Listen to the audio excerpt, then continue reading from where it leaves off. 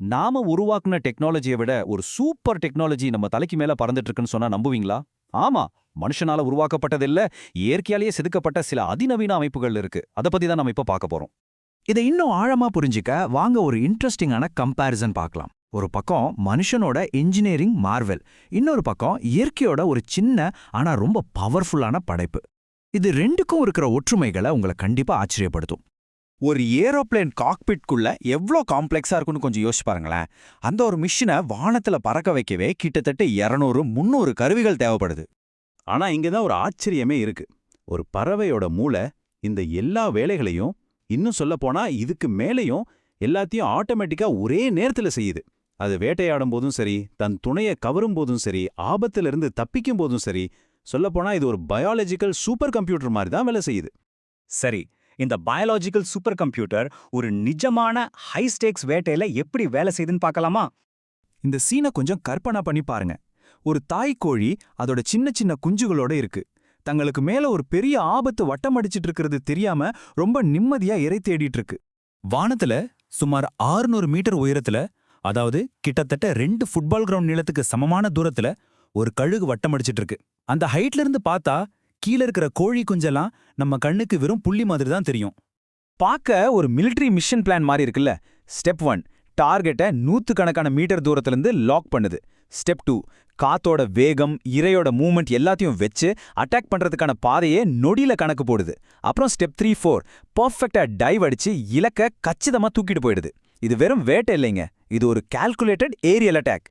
அப்போ எப்படி இதெல்லாம் சாத்தியமாகுது? இந்த நம்ப முடியாத பயாலஜிக்கல் என்ஜினியரிங் பின்னாடி இருக்கிற சயின்ஸ் என்ன? வாங்க பார்க்கலாம். இதுக்கு முதல் பதில் அதோட பார்வை கூர்மைதான்.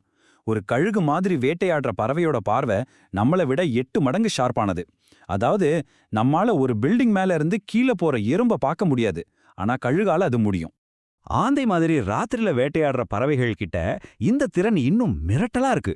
நமக்கு கும்மிரட்டா தெரியற ராத்திரில கூட ஆந்தையால நம்மளை விட 10 மடங்கு தெளிவா பார்க்க முடியும். அதனால அதுகிட்ட இருந்து தப்பிக்கிறதுங்கிறது நினைச்சு கூட பார்க்க முடியாத விஷயம். பறவைகளோட கண்ணுல ஒரு ஸ்பெஷல் டெக்னாலஜியே இருக்கு. யோசிச்சு பாருங்க, உங்க கண்ணுல ஒரே நேரத்துல ஒரு டெலிஃபோட்டோ லென்ஸும் ஒரு வைட் ஆங்கிள் லென்ஸும் வேலை செஞ்சா எப்படி இருக்கும்? பறவைகளோட கண்கள் கிட்டத்தட்ட அப்படிதான். ஒன்னு வேகமா நகர்ற இரைய துல்லியமா ட்ராக் பண்ண, இன்னொன்னு தன்னை சுத்தி என்ன நடக்குதுன்னு கவனிக்க. ஆக இங்க நாம புரிஞ்சுக்க வேண்டிய முக்கியமான விஷயம் என்னன்னா, அதோட பார்வை வெறும் ஷார்ப்பானது மட்டும் இல்ல, அது நம்ம பார்க்குற விதத்துல இருந்து டோட்டலா வேற.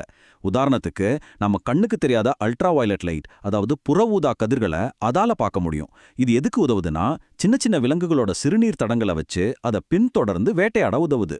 நாம இப்போதான் இந்த அறிவியல் உண்மைகளை லேப்ல எல்லாம் ப்ரூவ் பண்ணிட்டு இருக்கோம். ஆனா பறவைகளோட இந்த சூப்பர் பவரை பத்தின அறிவு ஒண்ணு புதுசு இல்ல. பல 100 வருஷமாவே நம்மள மாதிரி கூர்ந்து கவனிக்கிற மனுஷங்க இந்த அதிசய திறன்களை கவனிச்சுட்டு தான் வந்திருக்காங்க. உதாரணத்துக்கு, ஒரு பழைய தமிழ் பாடல்ல நாராயண சொல்ற கொக்கு 100கணக்கான மீட்டர் உயரத்துல பறந்துட்டே தன் துணைக்கு வீட்டுக்கு வழி சொல்ற மாதிரி வர்ணிச்சிருக்காங்க. அந்த பழைய கவிஞர் எப்படி கற்பனை செஞ்சிருக்கார் பாருங்க. அந்த பறவை வானத்துல இருந்து அதோட வீட்டை மட்டும் பார்க்கல, அந்த வீட்டு ஓட்டுல இருக்கிற விரிசல் வழியா மழை தண்ணி ஒழுகி சுவத்துல ஈரமா இருக்கிறது கூட பாக்குதான். இது நம்மளை யோசிக்க வைக்குது இல்லையா?